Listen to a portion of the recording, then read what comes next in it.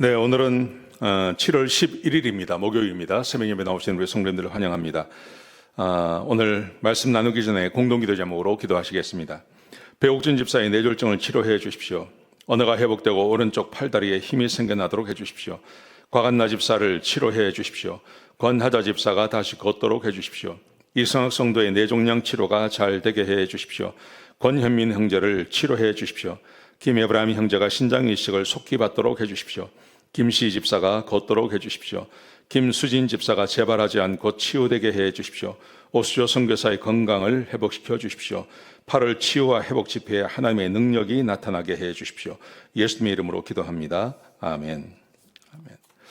오늘 본문의 말씀은 열왕기하 9장 27절에서 37절까지 말씀입니다. 하나님의 뜻을 지독한 사람이라고, 지독한 사람도 꺾지 못한다 하는 것이죠.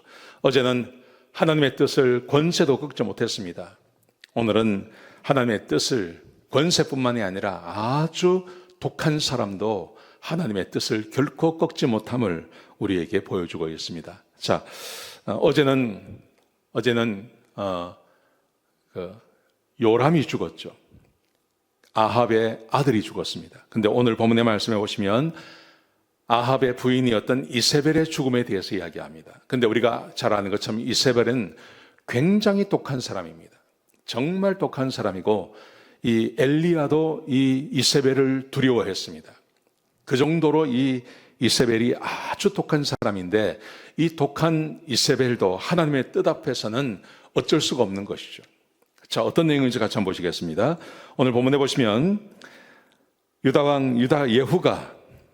예후가 유다왕도 죽입니다. 유다왕 아하시야도 도망하여서 예후가 죽여버립니다. 왜냐하면 아하시야가 이 요람과의 한편이었어요. 유다왕이 북이스라엘 왕과 한편이었기 때문에 그를 살려둘 수가 없었습니다. 그의 딸들과 결혼도 하고 막 이런 일이 벌어지지 않았습니까? 그래서 이 아하시야를 죽여버립니다. 그리고 예후가 이스라엘로 돌아왔습니다. 이스르엘에 이세벨이 살고 있었어요. 근데 예후가 자기가 살고 있는 그 왕궁으로 들어오는 걸 보고 오늘 30절에 보시면 이세벨이 눈을 그리고 머리를 꾸미고 창으로 내려봤다 이렇게 되어 있습니다. 눈을 그리고 머리를 꾸미고 자기 아들이 죽었어요.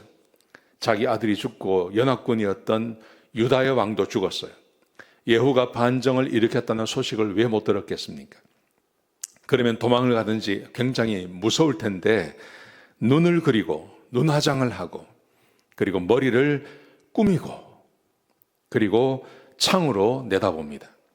그리고 창으로 내다보면서 예후가 들어오는 때 이렇게 말을 합니다. 내 주인을 죽인 자여 평안하냐? 굉장히 여자가 담대하죠. 여자가 굉장히 담대하고 죽음을 두려워하지 않는 아주 독한 사람입니다.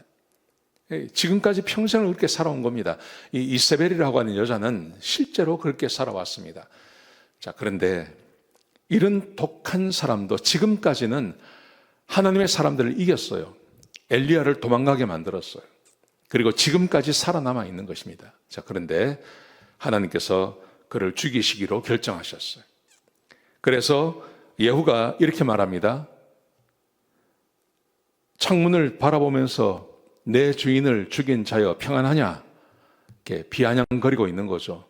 그러자 예후가 이렇게 말을 합니다. 내 편에 설 자가 누구냐?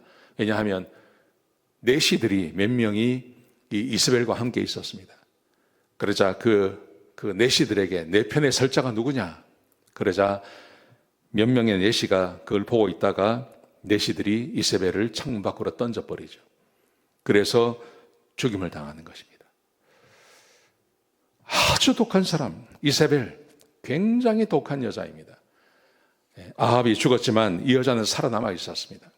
그런데 그의 하나님의 뜻대로 그가 죽임을 당하는데 오늘 본문에 보시면 이렇게 기록되어 있습니다.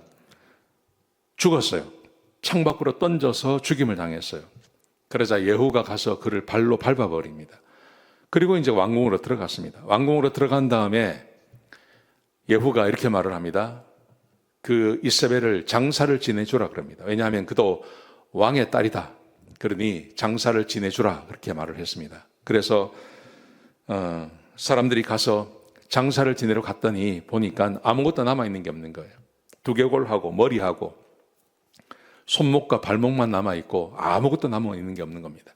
이걸 보고를 했습니다. 그러자 예후가 이렇게 말합니다. 하나님께서 엘리야를 통해서 말씀하시기를 이스라엘의 토지에서 개가 이세벨의 살을 먹을 것이라고 말씀하셨다.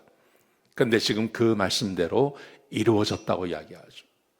여러분, 하나님의 뜻대로 되는 것입니다. 아무리 독하고 아무리 독한 사람이라 하더라도, 이 세상에서 아주 독하게 살아남는 사람이라 하더라도 하나님의 뜻대로 이루어지는 것을 막지는 못합니다. 하나님의 뜻을 막지는 못합니다. 그래서 오늘 본문에 이 이세벨의 죽음에 대해서 그렇게 고백하고 있는 것입니다. 사랑하는 성도 여러분, 그러므로 우리는 인생을 독하게 살아서는 안 됩니다. 독하게 사는 게 아니라 하나님의 말씀에 순종하며 살아야 합니다. 어떤 분들이 그렇게 말을 하는 분들이 있습니다. 살아남으려면 독해야 된다고.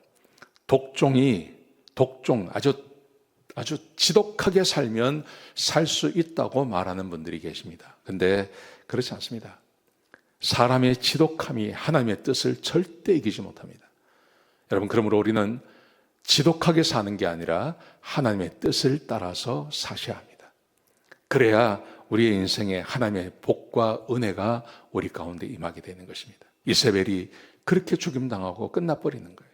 아무리 독한 사람도, 아무리 독하게 살아도 결국은 하나님의 뜻을 절대 이기지 못하는 것입니다. 이 말씀 꼭 기억하셨으면 좋겠습니다. 기도하시겠습니다. 아버지 하나님, 세상은 우리에게 독해야 된다고 말합니다. 독하게 살아야, 그래야 내 것을 빼앗기지 않을 수 있다고 말합니다. 그러나 하나님의 뜻을 사람의 독함이 이기지 못합니다. 하나님의 뜻이 항상 이루어지고 있음을 우리가 알고 있습니다. 하나님 축복해 주시고 하나님의 말씀에 순종하며 살아갈 수 있도록 인도하여 주옵소서.